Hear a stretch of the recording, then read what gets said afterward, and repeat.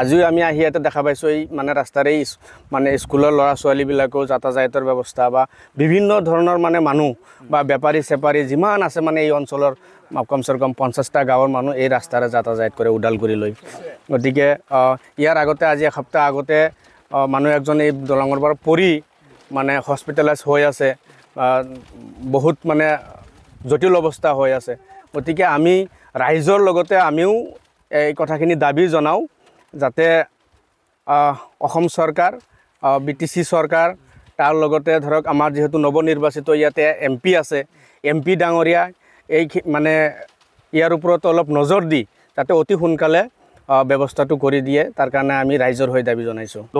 গোলন্দি নদীয়ে যোৱা 2022 চনৰ পৰা যিটো RCC ব্ৰিজ আছিলে এইটো মানে দক্ষিণ চাইডে মানে মাটিটো খহাই গৈ গ'ল আৰু ইয়াৰ পিছত ইণ্টায়াৰ এই এলেকাৰ মেক্সিমাম ইক্ৰাবাৰীৰ পৰা আপ টু ওদালগুৰিলৈকে যি কানেকশ্যন, যি মানে যোগাযোগৰ যি পথ, এইটো যোৱা 2022 পৰা আজি 3 বছৰ ধৰি বিচ্ছিন্ন হৈ আছে। আৰু কিন্তু দুৰ্ভাগ্যজনক প্ৰায় 15 দিনমান আগত আমি এই দলংটো ৰাইজৰ লগত লগ লাগি পেলাই আমি বনাইছিলোঁ, কিন্তু আজি বানপানী আহি পেলাই আকৌ খহাই লৈ গ'ল।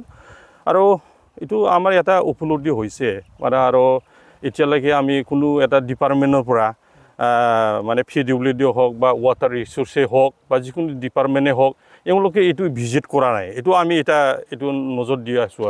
আৰু ইয়াত এইটোতে ৰাস্তা এতিয়া মানে বিচ্ছিন্ন হৈ আছে বা ৰাস্তা বন্ধ, এইটোতো বন্ধ বুলি এটা মানে ঘোষণা দি পেলাই বা ৰাস্তা এটা বন্ধ চাইনবোৰ্ড এটা দিব লাগিছিলে, এইখন মানে পৰ্যন্ত এওঁলোকে এইটো মানে কৰা নাই, মানে গুৰুত্ব দিয়া নাই আৰু।